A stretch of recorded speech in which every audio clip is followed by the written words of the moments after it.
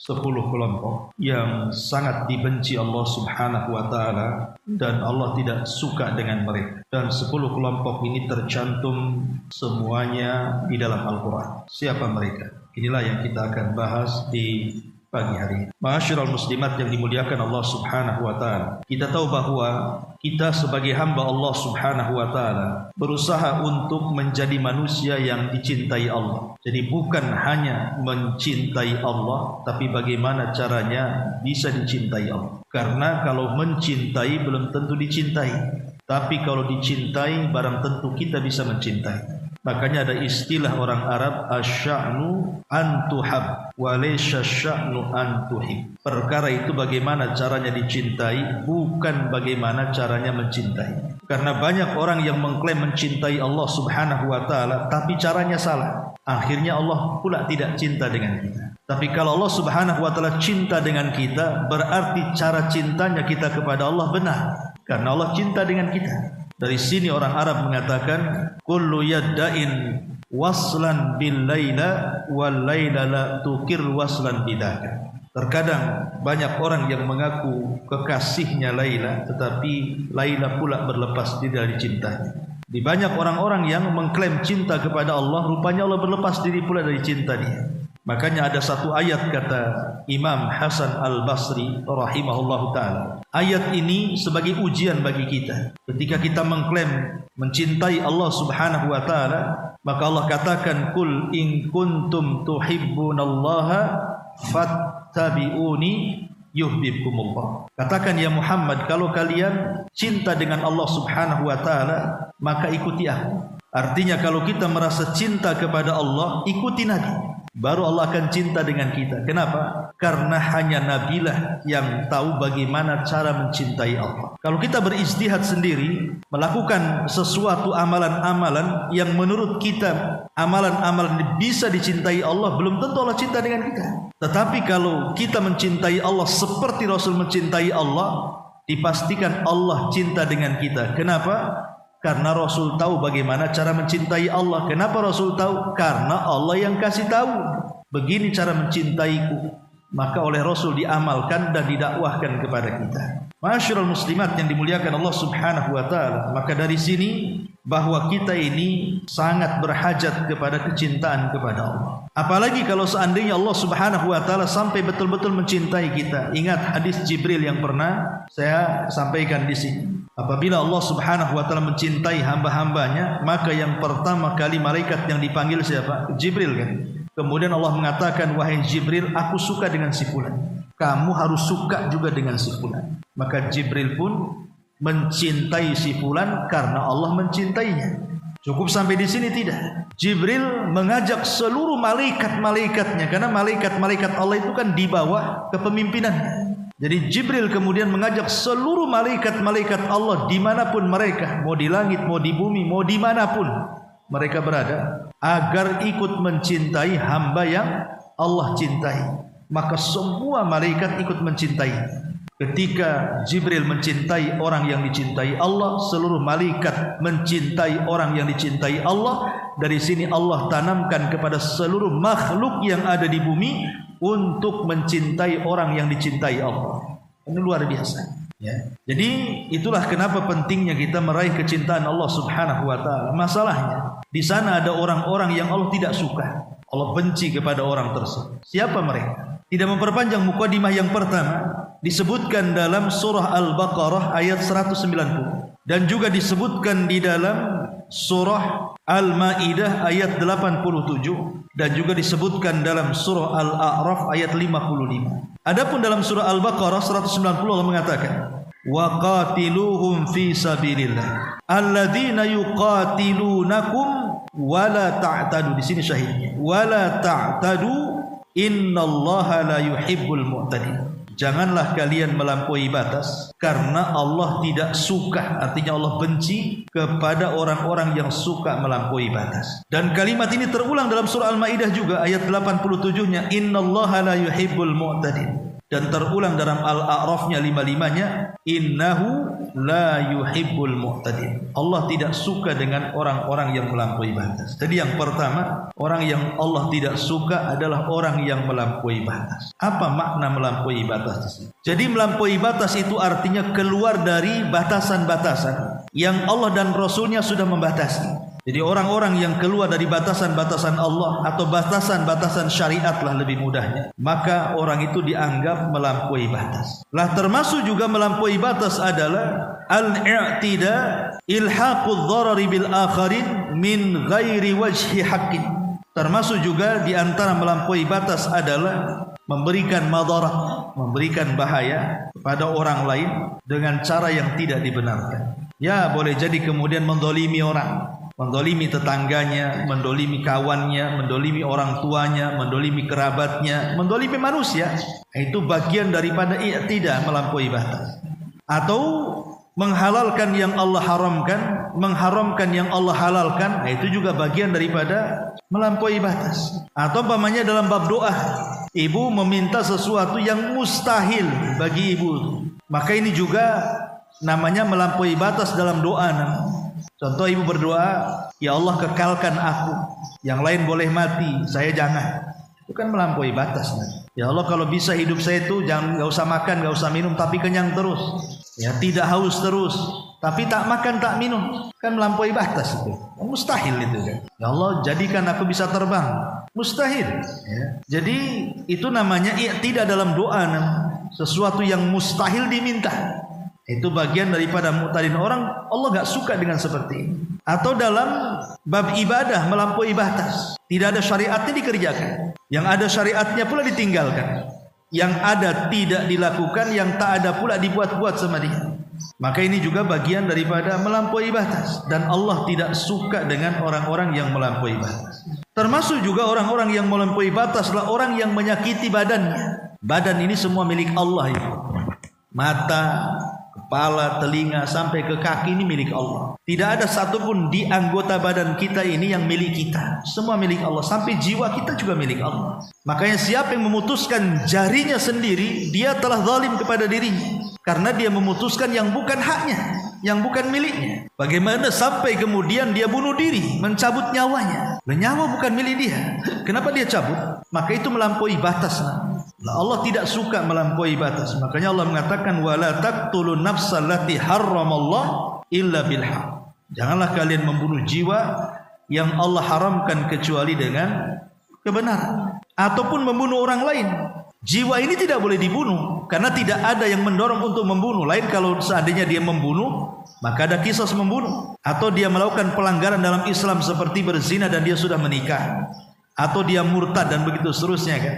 Ini tidak ada dorongan-dorongan untuk membunuh orang, tiba-tiba kita membunuh orang. Nah, ini namanya melampaui batas. Allah tidak suka dengan orang yang melampaui batas seperti ini. Termasuk juga ya orang-orang yang melukai dirinya sendiri seperti yang dilakukan siapa? Orang-orang Syiah. Orang Syiah itu kalau bulan Muharram, ada satu hari di bulan Ashura itu, di bulan Muharram itu mereka melakukan acara memukul-mukul kan, memukul-mukul badan dengan pisau, dengan benda tumpul, dengan besi, sampai anak kecil diketuk kepalanya biar keluar darahnya. Alasannya apa? Untuk menebus dosa mereka kepada kematian Husain di Karbala. Ini melampaui batas. Masa syariat kemudian memerintahkan untuk memukul-mukul badan sampai luka-luka, sampai berdarah?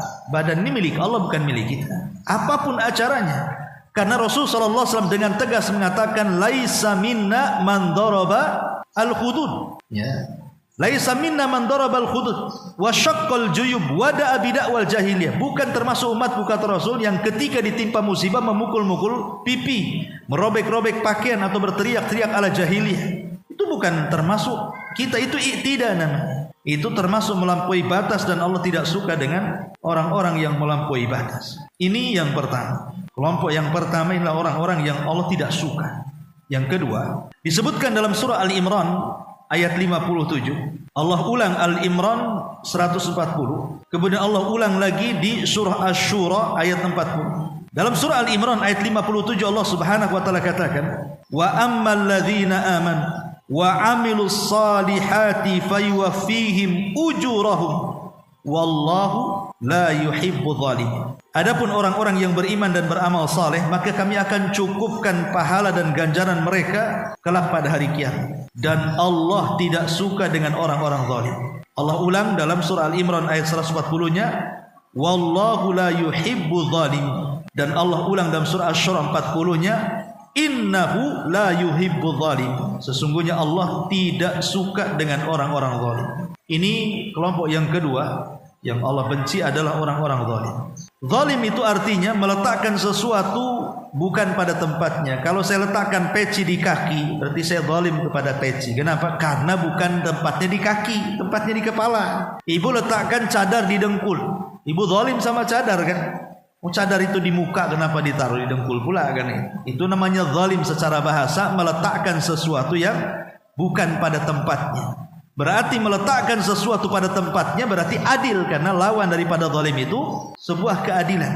Tetapi maksudnya di sini, ya, maksudnya adalah mujawazatul haq wa ta'addi 'alal akharin fi amwalihim wa a'radihim wa anfusihim. Jadi zalim itu artinya seseorang melampaui batas dari kebenaran dan dia menyakiti orang lain baik dalam harta, kehormatan atau jiwa. Itulah makna zalim. Dan zalim sendiri terbagi menjadi 3 kan, Bu, yang ma'ruf ya. Pertama, zalim seorang hamba kepada Allah Subhanahu wa taala. Zalim seorang hamba kepada Allah. Kemudian yang kedua, dan itu terbagi menjadi 2. Zalim kepada Allah ini terbagi menjadi 2 ya. Zalim kepada Allah, di mana kezaliman ini tidak mungkin diampuni oleh Allah. Dan yang kedua, zalim kepada Allah tapi Allah masih mengampuni.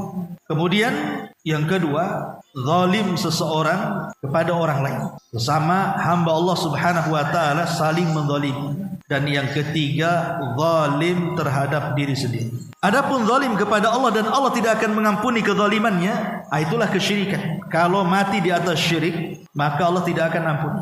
Yang kedua, kezaliman kepada Allah tapi masih Allah berikan ampunan selama dia tidak mati dalam kondisi syirik. Kalau dia tidak mati di atas kesyirikan, ya mungkin dia mati di atas dosa-dosa besar selain syirik ya, maka itu di bawah kehendak Allah. Kalau Allah mau, ya Allah ampuni, melihat dengan pahalanya yang lain. Kalau Allah tidak mau, maka Allah akan azab sampai bersih dosanya. Ini yang pertama. Yang kedua, zalim kepada orang lain ma'ruf. Zalim kepada sesama makhluk, seperti mengambil harta orang, membunuh jiwa orang, menyakiti hati orang, merobek kehormatan orang dengan cara ghibah, namimah, dan begitu seterusnya. Maka ini disebut zalim kepada manusia. Adapun zalim kepada diri sendiri, ya tadi, dia tidak menjaga badannya, dia mengikuti syahwatnya. Ya seperti mamanya makan gak dijaga, sampai obesitas gitu ya, gak bisa jalan, akhirnya malas tidur. Pokoknya kesehatan gak pernah dijaga. Kemudian juga suka-suka dia hidupnya. Nah ini zalim kepada diri sendiri namanya. Makanya kenapa diri sendiri pun punya hak sebenarnya. Punya hak. Kan manusia itu punya hak kan, Bu. Pertama, 1/3 untuk Rabbnya, 1/3 untuk keluarganya, dan 1/3 untuk badannya. Maka badan pun perlu istirahat, perlu rileks, ya perlu jalan, dan begitu seterusnya. Ma'asyiral muslimat yang dimuliakan Allah Subhanahu wa taala. Tapi kalau kita itlakkan kalimat zalim, maksudnya zalim di sini lebih kepada menyakiti sesama hamba Allah Azza wa Jalla. Kalau dikatakan zalim biasanya ke situ arahnya. Oh, si anu tuh zalim. Kenapa? Dia mengambil harta orang, dia membunuh orang, dia mencaci maki orang, dia zalim kepada orang. Jadi istilah zalim itu biasanya diitlakkan kepada zalim yang kedua, di mana seseorang menyakiti hamba Allah yang lainnya, dan Allah tidak suka dengan mereka. Dan itu disebutkan di dalam hadis Nabi SAW, di mana Allah Subhanahu wa taala berfirman dalam hadis qudsi itu kan, inni haramtu dzulma ala nafsi wa ja'altuhu muharraman bainakum fala tadzalam. Aku haramkan kezaliman kepada diriku, dan aku haramkan juga kezaliman kepada kalian dengan sesama kalian, maka janganlah kalian berlaku kezaliman, kata Allah. Maka ini yang banyak dilakukan manusia. Jadi kelompok kedua, orang-orang yang dibenci Allah adalah orang yang melakukan kezaliman, dan ini yang paling banyak dilakukan manusia zalim. Kemudian yang ketiga, sebutkan dalam surah An-Nisa ayat 36. Allah Subhanahu wa taala berfirman dalam surah An-Nisa 36, "Innallaha la yuhibbu man kana mukhtalan fakhur." Sesungguhnya Allah tidak suka alias benci kepada orang yang mukhtalan fakhur, orang yang sombong, orang yang ujub lagi sombong. Karena arti mukhtal di sini artinya mutakabbir. Fakhur itu artinya ujub, jadi sombong dan ujub kepada dirinya. Itu disebut mukhtalan fakhur. Itu diulang juga dalam surah Luqman ayat 18 ya. Innallaha la yuhibbu kulla mukhtalin fakhur. Dan diulang dalam surah Al-Hadid ayat 23, wallahu la yuhibbu kulla mukhtalin fakhur. Allah tidak suka dengan orang yang mukhtal, yang sombong, al-fakhur, yang ujub kepada dirinya. Masyarul muslimat yang dimuliakan Allah Subhanahu wa taala. Disebutkan oleh para ulama, biasanya arti kalimat mukhtal fakhur itu biasanya kepada penampilan. Mungkin cara jalannya, mungkin ibu jalannya jalan orang sombong. Lah jalan ini sendiri ibu berjalan kaki, itu kalau gayanya orang sombong bu, Allah tidak suka. Padahal hanya jalan saja, ibu nggak ngomong. Ingat kisah Malik ibn Dinar rahimahullahu taala ketika menegur seorang menteri Basrah, wali pemimpin Basrah. Jadi wali Basrah ini selain daripada pemimpin daripada negeri Basrah, gubernur, ditambah-tambah dia juga adalah panglima perang. Tiba-tiba dia lewat dengan jalan membusungkan dada di depan Malik ibn Dinar, seorang ulama. Jadi Malik ibn Dinar ini menasihati dan mengatakan, wahai fulan, cara jalanmu loh seperti jalan penduduk neraka. Jangan kayak gitu. Dinasihati nih sama Malik ibn Dinar itu. Dan ingat bahwa seafdol-afdolnya jihad adalah kalimatul haq inda sultanil jair. Kita bisa menyampaikan kebenaran di hadapan pemimpin zalim. Karena risikonya kan berat. Ya, menasihati ibu, menasihati saya risikonya ringan. Coba ibu mengkritik pemerintah, bisa dipenjara kan begitu. Kalau salah-salah bisa ditangkap. Ya. Tapi begitulah memang ulama memahami bahwa seafdol-afdolnya jihad itu harus disampaikan kebenaran itu. Makanya ketika Malik ibn Dinar melihat gubernur Basrah ini jalannya sambil membusungkan dada, diingatkan. Ya. Jadi cara jalanmu loh itu jalannya penuh neraka, jangan jalan kayak gitu. Tiba-tiba kemudian wali Basrah ini mengatakan, ala ta'rifuni? Kok ini siapa? Jadi orang ini tidak kenal siapa Malik ibn Dinar, dia seorang alim. Sehingga dengan sombongnya dia mengatakan, kau tidak tahu ya siapa aku?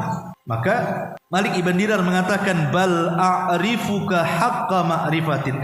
Aku lebih tahu daripada kamu, katanya. Kamu sendiri tidak tahu siapa kamu, aku lebih tahu daripada kamu, katanya. Kemudian kata wali Basrah ini mengatakan, kalau begitu siapa aku? Dengan sombongnya dia mengatakan. Dikiranya Malik ibn Dinar akan mengatakan, engkau adalah gubernur Basrah, engkau adalah panglima perang. Rupanya bukan itu. Kata Malik ibn Dinar mengatakan kepada wali Basrah dan mengatakan, wahai fulan, engkau ini terlahir dari lubang najis dan di perutmu penuh dengan najis. Dan kalau engkau mati jadi bangkai dan tidak dikuburkan, maka engkau seperti najis dan tidak ada orang yang berani mendekatmu. Langsung terdiam tuh. Ya. Wali Basrah ini. Sampai akhirnya dia pun di ujung cerita mengatakan, al-an araftuni. Ya, sekarang aku tahu siapa aku, katanya. Jadi mengakui gitu ya. Sekarang aku tahu siapa aku. Ibu ngomong gitu saja tuh kalau yang sombong-sombong jalan. Kamu nggak tahu siapa aku. Kamu ini seperti ucapan Malik ibn Dinar. Cuman kalau ada orang digitukan agak tersinggung kan. Tapi lihat bagaimana di sini digambarkan bahwa siapalah kita. Apa yang kita sombongkan? Kita ini loh dikeluarkan dari lubang yang najis. Hari-hari kita bawa najis di perut. Dan kalaupun kita mati jadi bangkai. Lalu apa yang disombongkan? Karena orang yang sombong itu baik ketika berjalan saja tidak suka. Padahal hanya gerakan. Apalagi sampai ucapan. Berbangga dengan nasab, berbangga dengan hasab. Kalau hasab ke atas, kalau nasab ke bawah. Berbangga dengan nenek moyang gitu. Atau berbangga dengan keturunan. Anakmu tuh masih bagus anakku. Nah kan itu. Kalimat seperti itu. Kau nggak tahu siapa aku ini. Kau nggak tahu siapa bapakku, kakekku, nenekku. Semua di bawah dia. Lah, ucapan-ucapan seperti ini Allah tidak suka karena ini ucapan sombong namanya. Jadi bisa dalam perbuatan seperti orang berjalan ataupun seperti ucapan tadi membangga-banggakan keturunan ataupun menampakkan harta. Seperti Korun. Korun itu kan ada waktu-waktu tertentu dia keluar, itu semua perhiasannya dipakai. Mulai dari kalung di leher, dari kalung emas, semua dipakai dia, baju kebesarannya. Sampai-sampai orang-orang terfitnah dan mengatakan, ya laitani mithlama duhai kiranya aku diberikan misla ma utiya Qarun, seperti Allah berikan kepada Qarun. Jadi Qarun ini memfitnah orang, sehingga orang-orang yang dalam hatinya terfitnah mengatakan, kapan aku seperti Qarun? Padahal dia sedang sombong dengan kekayaan. Dan ini paling banyak dilakukan emak-emak. Kalau arisan saja semua dipakai, gelangnya, antingnya, tasnya, merek brandednya semua dipakai. Maksudnya apa kan itu? Sampai ada dulu viral kan, habis dari umroh tuh semua dari atas kepala sampai kaki itu warnanya kuning semua kayak wayang. Ya. Kan ada orang kayak gitu. Apa maksudnya kalau tidak sombong dengan kekayaan? Kan?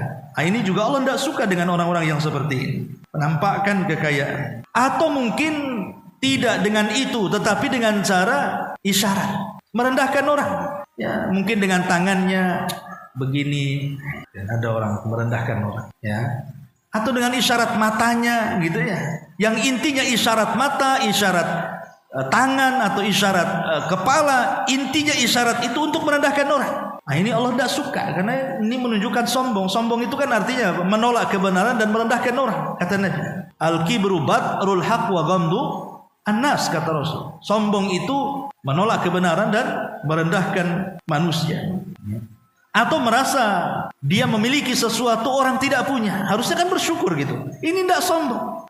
Dia aja tidak punya apa yang saya punya. Jadi ada orang yang kemudian menyombongkan terhadap apa yang ada pada dirinya untuk menghina orang lain. Jadi ini pun orang-orang yang tidak disukai, namanya mukhtal fakhur namanya. Ini kelompok yang ketiga. Kelompok yang keempat disebutkan dalam surah Al-Maidah ayat 64 dan diulang dalam surah Al-Qasas ayat 77. Allah Subhanahu wa taala berfirman, "Kullama awqadun nara lil harbi atfa'aha Allah wa yas'au fil ardi fasada. Wallahu la yuhibbu al-mufsidin." Setiap kali mereka menyalakan api permusuhan, maka Allah akan padamkan. Dan mereka berusaha untuk melakukan kerusakan di bumi, dan Allah tidak suka dengan orang-orang yang melakukan kerusakan. Dan diulang dalam surah Al-Qasas 77, "Innallaha la yuhibbul mufsidin." Allah tidak suka dengan orang yang membuat kerusakan. Jadi kelompok yang keempat yang Allah tidak suka adalah orang yang melakukan kerusakan. Siapa orang yang melakukan kerusakan dan apa yang dimaksud kerusakan di sini? Al-mufsidun dalam bahasa Arab itu artinya diddu anil istiqamati ila diddiha. Al-fasad huwa al-udulu anil istiqamati ila diddiha wa huwa shalah. Jadi arti orang yang melakukan kerusakan lawan daripada orang yang memperbaiki. Jadi ada orang yang merusak, ada orang yang memperbaiki. Dan Allah tidak suka dengan orang yang merusak, dan Allah suka dengan yang memperbaiki. Dan kita tahu bahwa sebesar-besarnya kerusakan apa? Syirik. Sebesar-besarnya kerusakan adalah syirik, karena tidak ada dosa yang lebih lebih rusak dibandingkan syirik. Kemudian setelah syirik itu ada di bawahnya yang disebut dengan as-sab'ul mubiqah, 7 dosa yang menghancurkan. Itu di bawah syirik. Seperti sihir, kemudian membunuh jiwa, memakan riba, memakan harta anak yatim, lari dari peperangan, menuduh wanita baik-baik berzina. Nah, ini namanya disebut dosa-dosa di bawah kesyirikan yang lebih bahaya gitu ya. Karena dimasukkan dalam konteks sab'u mubiqat namanya, 7 perkara yang membinasakan dan semuanya merusak ya. Karena syirik ini membawa kerusakan. Lihat bencana-bencana yang ditimbulkan oleh Allah Subhanahu wa taala itu disebabkan karena ulah tangan kita. Kita durhaka dengan Allah Azza wa Jalla, maka timbul musibah. Ataupun dosa-dosa tadi, itu semua adalah orang-orang yang melakukan kerusakan. Memakan harta anak yatim itu membuat kerusakan, karena kalau kita tidak sayang dengan anak yatim, umpamanya di lingkungan Puskopkar nih adalah 1-2 orang anak yatim. Kemudian kita masyarakat yang ada di sini cuek, gak peduli dengan anak yatim, dibiarin saja. Ya ndak diusap kepalanya, ya ndak disedekahkan, ya ndak, pokoknya dibiarkan. Maka anak yatim ini kalau tumbuh besar, Bu, bisa dendam sama ibu, bisa dendam dia, karena tidak merasa dirawat oleh kita di situ. Makanya dia akan besar menjadi anak yang jahat dan akan membuat kerusakan jadinya kan. Makanya kenapa kemudian memakan harta anak yatim itu bagian daripada orang yang membuat kerusakan. Nah, ini Allah tidak suka. Atau memakan riba. Karena riba ini kan menghancurkan ekonomi, menghancurkan kita, menghancurkan keluarga, menghancurkan masyarakat gitu. Berarti orang yang makan riba ini membuat kerusakan, Allah tidak suka. Ya. Termasuk juga lari dari peperangan yang mengakibatkan kekalahan perang. Kalau kekalahan perang kan musuh akan menjajah kita jadinya. Dan ini tidak secara langsung membuat kerusakan, atau orang yang suka membuat fitnah, menuduh orang dan begitu seterusnya, itu hakikatnya telah membuat kerusakan. Ini yang keempat. Yang kelima, di antara orang-orang yang Allah tidak suka adalah disebutkan dalam surah Ar-Rum ayat 45. Liyaziyal ladina amanu wa amilus solihat min fadli innahu la yuhibbul kafirin. Agar Allah membalas orang-orang yang beriman dan beramal saleh dari karunia-Nya, dan sesungguhnya Allah tidak suka dengan orang-orang kafir. Ini yang kelima, Allah tidak suka dan Allah benci dengan orang kafir. Dan kekufuran atau kekafiran itu lawan daripada iman. Artinya kekafiran itu bisa dalam bentuk ucapan, bisa dalam bentuk perbuatan, bisa dalam bentuk keyakinan. Dan yang paling banyak di masyarakat ini yang terjerumus kepada kekafiran apa? Ucapan. Itu paling banyak. Dan saya pernah bahaskan, ucapan-ucapan yang kita ucapkan tanpa sadar rupanya mengakibatkan keluarnya kita dari Islam atau kekafiran. Contoh saja seperti umpamanya menganggap Islam ini tidak sempurna. Menganggap Islam ini tidak sempurna dengan mengatakan bahwa hukum selain hukum daripada hukum Allah itu lebih baik dibandingkan hukum Allah, atau memberikan keleluasaan kepada hukum selain daripada Allah disejajarkan dengan hukum Allah. Nah, ini kan, atau menghalalkan yang diharamkan Allah atau sebaliknya. Nah, ini kan namanya menghalalkan yang diharamkan. Ini bisa kufur kalimat ini. Yang sering saya contohkan, umpamanya ibu tidak mabuk, ditawari minuman keras sama kawannya. Ibu ngomong begini, saya sih tidak mabuk, kalau kau mabuk ambil aja lah minum. Harusnya kan jangan begitu ngomongnya. Kenapa saya tidak mabuk? Haram. Kamu pun jangan minum, haram. Harusnya begitu. Ini enggak, saya tidak minum, kalau kau mau minum, minum saja. Itu sama dengan menghalalkan namanya. Memang dia tidak halalkan kepada dirinya, tapi dia menghalalkan kepada orang kan. Maka hati-hati kalau ngomong begitu. Yang haram tetap haram, dari mulai diharamkan sampai kiamat. Ya, kadang-kadang ada ucapan-ucapan itu terkadang tanpa sadar bisa kufur. Nah, ini orang Allah tidak suka, ataupun perbuatan kita yang menunjukkan kita kekufuran, umpamanya meletakkan pakaian-pakaian khusus, lambang-lambang khusus agama orang lain kita pakai. Nggak boleh. Beli kalung, ibu orang muslim, kok kalungnya kalung salib? Ya, kalau seorang muslim ya kalung yang benar lah kan begitu. Atau atribut-atribut yang menjadikan kekhususan mereka. Allah tidak suka, karena ini bisa menjurus kepada kekufuran. Man tashabbaha biqaumin fahuwa minhum. Barang siapa yang tasyabuh dengan sebuah kaum, bisa saja kita ini termasuk mereka kan begitu. Umpamanya kalau datang tanggal-tanggal bulan-bulan Natal, ibu pula pakai pakaian Santa Claus umpamanya kan. Ngapain kan itu? Itu mereka, budaya mereka, jangan ditiru. Kalau merupakan kekhususan jangan, kalau bukan kekhususan ya tidak apa-apa. Mereka pakai baju kemeja, kita pakai baju kemeja, ya nggak ada masalah kan, bukan kekhususan namanya. Ya, maka itu juga, ataupun keyakinan. Ya, jadi kekufuran ini macam-macam. Taib ini diantara kelompok yang kelima. Kelompok yang kelima. Kelompok yang keenam disebutkan dalam surah Al-Anfal ayat 58. Dan Allah ulang dalam surah Al-Hajj 38. Dan Allah ulang dalam surah An-Nisa 107. Al-Anfal 58, Al-Hajj 38, dan An-Nisa 107. Allah Subhanahu wa taala berfirman dalam surah Al-Hajj, "Innallaha yudafi'u 'anil ladina amanu." Sungguhnya Allah itu akan membela orang-orang yang beriman. Innallaha la yuhibbu kulla khawanin kafur. Allah tidak suka dengan para pengkhianat lagi kufur.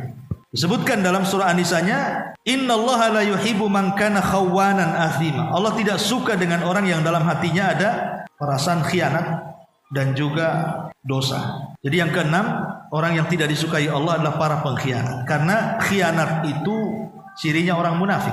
Idza wa'ada akhlafa. Kalau menjanjikan sesuatu maka dia menyelisihi. Wa idza tumina khana. Kalau dipercayakan dia khianat. Lah khianat ini kan macam-macam, Bu. Jadi khianat ini ada namanya khianat dalam akidah. Seperti ibu membatalkan keislaman ibu dengan pembatal-pembatal Islam. Itu mengkhianati Islam. Dan ada orang yang sudah Islam, murtad dia. Itu mengkhianati Islam namanya.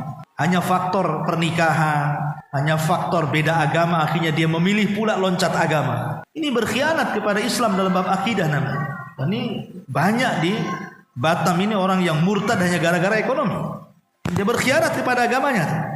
Nah, kemudian juga ada khianat kepada a'raf, kepada kehormatan orang. Seperti mamanya orang yang menyakiti keluarganya. Suami menyakiti istrinya, maka dia berkhianat akan hak-hak kepada istrinya, atau sebaliknya. Istri menyakiti suami, ya, menyakiti perasaannya, atau orang tua kepada anak, atau anak kepada orang tua. Maka ini memungkinkan terjadi khianat, pengkhianatan dalam keluarga. Nah, ini juga Allah tidak suka. Termasuk juga khianat kepada umumnya kaum muslimin. Boleh jadi mungkin dalam bab harta, dititipi barang, bukannya dijaga malah dihilangkan. Dititipi harta bukannya dijaga malah diambil. Dititipi jabatan bukannya amanah malah khianat dengan jabatannya. Dan begitu seterusnya. Lah Allah tidak suka dengan para pengkhianat seperti, dan bab khianat ini kan umum. Ya, masuk kepada semua lini dalam kehidupan. Ini yang nomor 6. Yang nomor 7 sebutkan dalam surah Al-An'am ayat 141. Allah Subhanahu wa taala berfirman, "La tusrifu innahu la yuhibbul musrifin." Janganlah kalian israf. Israf itu berlebihan, mubazir, ya. Orang yang suka membazirkan sesuatu itu disebut israf. Karena Allah tidak suka dengan orang-orang yang melampaui. Kalimat israf ini disebutkan para ulama adalah sama dengan al-mu'tadun, melampaui batas. Seperti ada bahasa dalam hadis itu asrafa ala nafsihi. Asrafa ala nafsihi itu artinya jiwanya tidak bisa mengerem sehingga dia terjerumus kepada kemaksiatan dan lebih mengikuti syahwatnya. Itu namanya israf. Orang yang terkalahkan dengan syahwatnya dan semua syahwatnya dituruti, itu namanya israf dalam bahasa Arab. Ibu ke pasar, sebenarnya tidak ada niat beli baju, tapi ketika melihat baju bagus, pengen, harus dibeli. Bagaimana caranya? Ya, habis dibeli menyesal, kenapa aku beli gitu. Ya, pengen barang ini, pengen barang itu. Itulah penyakit orang kalau sudah suka nonton Tokopedia. Pengen ini, pengen itu. Ya, bukan hanya ditonton, kepengen, dan betul diupayakan gitu ya. Nah, itu namanya dalam bahasa Arab namanya israf, Bu. Dalam bahasa Arab, pokoknya keinginan syahwat supaya diikuti dan dimiliki dan dikejar, itulah namanya israf. Allah tidak suka dengan orang-orang seperti ini. Makanya tahan, Bu, kalau ada keinginan sesuatu tahan dulu. Karena siapa tahu setelah kita beli menyesal kita jadinya. Kan banyak ibu membeli barang yang dalam pikiran sebelum dibeli itu, enak juga kalau punya barang ini. Setelah dibeli hanya dipakai 1-2 hari rupanya nganggur. Sementara ibu habis itu beli barang itu, menyesal akhirnya kan. Lah terkadang hal-hal yang seperti ini penyesalan datang di belakang, itu gara-gara israf tuh. Makanya di zaman Abdullah bin Umar radhiyallahu anhu, Umar bin Khattab radhiyallahu anhu menegur orang yang selalu membeli daging. Jadi ditanya, kamu dari mana? Saya dari pasar. Dan saya setiap ke pasar saya beli daging. Kata Umar, apakah setiap keinginan engkau membeli sesuatu kau akan beli? Maka dia mengatakan ya. Maka Umar mengatakan, jangan seperti itu, kau akan menyesal. Ya, jadi israf ini juga Allah Subhanahu wa taala tidak suka. Dan israf ini juga masuk pada ziyadatun fi fi'lil mubah. Berlebihan dalam perkara mubah umpamanya. Ibu masa-masa dengan tetangga, masa-masa dengan kawan itu kan boleh-boleh saja, perkara mubah kan. Tapi kalau sudah berlebihan, Bu, itu jatuhnya israf nantinya. Jatuhnya israf. Sudah berlebihan, waktu berlebih, akhirnya nggak keramut suaminya, anak-anaknya nggak kerawat lagi, gara-gara ibu senang-senang dengan kawan-kawannya kan. Itu kan perkara mubah. Tetapi bisa jadi haram kalau sampai kemudian melalaikan kewajiban tuh. Atau mungkin bapak-bapak sepak bola, bulu tangkis atau olahraga, kalau sampai kemudian akhirnya sholatnya diakhir-akhirkan, perkara mubah itu bisa jadi israf dan bisa jadi haram tuh. Dan Allah tidak suka dengan orang-orang yang seperti ini. Ini yang ketujuh. Yang kedelapan, Allah Subhanahu wa taala sebutkan dalam surah An-Nahl ayat 23. La jarama annallaha ya'lamu ma yusirruna wa ma yu'linun. Innahu la yuhibbul mustakbirin. Sungguhnya Allah tidak suka dengan orang-orang yang sombong. Kalau tadi kan kalimatnya mukhtal fakhur, ini secara langsung Allah mengatakan al-mustakbirin, orang-orang yang istikbar, orang-orang yang merasa besar diri, merasa sombong diri, ataupun dengan kata lain sombong. Disebutkan tentang sombong ini oleh sebagian para ulama, ada 3 perkara sombong itu. Pertama, sombong kepada Allah. Dan ini adalah sebahaya-bahayanya orang sombong. Sombong di hadapan Allah, seperti malas ibadah, malas doa. Ngapain saya doa? Saya nggak butuh dengan Allah. Sombong. Ya, makanya kenapa Allah mengatakan ud'uni astajib lakum innal ladzina yastakbiruna an ibadati sayadkhuluna jahannama dakhirin. Orang-orang yang mereka merasa sombong, tidak mau berdoa kepadaku, kami akan masukkan ke neraka dan dihinakan ketika di neraka itu. Jadi ada orang-orang yang tidak mau berdoa. Nah, ini sombong kepada Allah Azza wa Jalla, soal tidak berhajat kepada Allah. Ini bahaya. Ini yang pertama. Allah tidak suka dengan orang-orang seperti ini. Yang kedua, sombong kepada Nabi, tidak mau mengikuti syariatnya. Diperintahkan A, dia melakukan B. Diperintahkan B, melakukan C. Tidak nurut. Sombong dengan Nabi SAW. Yang diperintahkan tidak dilakukan, yang tidak diperintahkan pula dibuat-buat sama dia. Sombong dia. Tidak menurut kepada Allah Azza wa Jalla. Ini bahaya. Karena jatuh kepada perbuatan bid'ah. Kemudian yang nomor 3, sombong kepada hamba Allah yang lain. Ya tadi, yang merendahkan orang, sombong dengan kekayaannya, sombong dengan jabatannya, sombong dengan kecantikan, ketampanan, dengan nasab, dengan hasab, dengan dan yang lainnya. Ya. Tetapi sesombong-sombongnya orang sombong, Bu, adalah orang yang tidak ada yang disombongkan, dia sombong. Nah, itu paling payah. Tidak ada kalau orang kaya ya, dia sombong, ada yang disombongkan kekayaannya.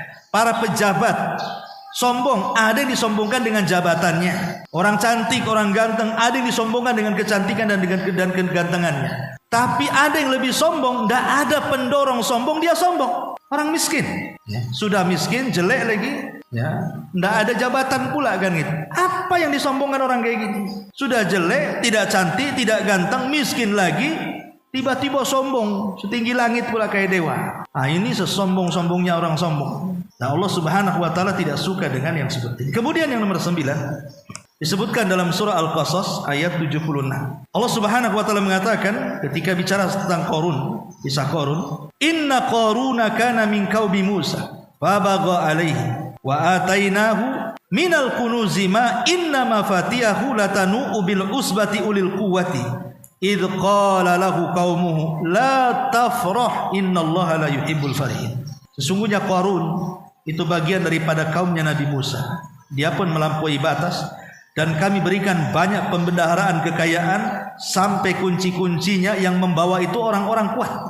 Kemudian dinasihatilah Qarun oleh kaumnya yang baik. La tafrah, Qarun, jangan kau senang hati dengan kekayaan. Innallaha la yuhibbul farihin, karena Allah tidak suka dengan orang-orang yang senang hati. Maksudnya yang keenam ini adalah orang yang senang di atas kemaksiatan, alias istidraj. Allah tidak suka. Ada orang yang tidak sholat tapi kok kaya terus. Sekali dia sholat jatuh miskin pula. Wah, gara-gara sholat saya miskin. Akhirnya kan begitu. Dulu sebelum hijrah lancar-lancar saja usaha. Habis hijrah kolep usahanya. Gara-gara ikut kajian Nurul Hidayah ini saya susah jadinya. Jadi ada orang-orang yang seperti itu, merasa bahwa bahagia di atas maksiat gitu. Jadi itu namanya istidraj. Allah tidak suka dengan istidraj. Istidraj itu artinya Allah beri, tetapi di atas kemaksiatan dia kepada Allah. Maka kesenangan dia Allah tidak suka. Ini yang nomor 9 dan yang terakhir sebutkan dalam surah An-Nisa ayat 147. La yuhibbullahul jahra bisu minal qawli illa man dhulim wa kana Allahu sami'an alima. Jadi Allah tidak suka dengan orang-orang yang al-jahra, terang-terangan mengucapkan kalimat buruk. Terang-terangan mengucapkan kalimat buruk kecuali dia di pihak yang dizalimi. Kecuali dia di pihak yang menzalimi, maka boleh-boleh saja. Umpamanya dia mendoakan doa buruk kepada orang yang zalim kepada dia, tidak apa-apa karena dia di pihak dizalimi kan? Atau menggibah orang yang menzaliminya. Tapi kalau bukan di pihak orang yang dizalimi, maka Allah tidak suka kita ini mengucapkan kalimat kotor, mengucapkan kalimat-kalimat yang tidak bagus untuk diucapkan. Seperti melaknat, mencaci, memaki, merendahkan, menghinakan, terang-terangan ngomong. Nah, Allah tidak suka. Ya, ini juga di antara 10 perkara yang nomor 10 tentang orang-orang yang dibenci. Termasuk mujahir ini adalah hadis Nabi SAW mengatakan kullu ummatin mu'afan illal mujahirin. Semua umatku akan dimaafkan kecuali orang-orang yang terang-terangan. Dan orang yang terang-terangan kata Rasul adalah orang yang di malam hari dia bermaksiat dan Allah tutupi. Di siang hari pula dia ceritakan kepada orang. Atau di siang hari dia bermaksiat sudah Allah tutupi aibnya, di malam hari pula dia ceritakan. Ya, jadi termasuk juga orang Allah tidak suka dengan orang-orang yang menceritakan aibnya sendiri. Kamu nggak tahu ya, dulu saya ini mantan itu. Sudah Bu, kalau ibu sudah hijrah, udah pakai baju syar'i, apalagi pakai kaos kaki, sudah tutup pakai cadar. Mungkin di antara kita ada yang dulunya mantan ini mantan itu. Jangan cerita mantan-mantan. Taunya orang itu ibu orang baik. Nah, selesai. Jangan diceritakan, apalagi tampakan tatonya. Tengok punggung saya ini tato semua. Ngapain ya nih? Oh iya, ibu dulu tukang tato ya? Iya, dulu saya tukang tato. Nato orang lagi malah. Nah, ini kan menceritakan aib diri sendiri, itu termasuk juga Allah tidak suka. Nah, ini masuk pada mujahirah namanya. Pada poin yang ke-10. Wallahu a'lam. Ini di antara 10 orang yang disebutkan dalam Al-Quran, la yuhibbuhumullahu azza wa jalla. Allah tidak suka dengan mereka. Baik, sampai di sini.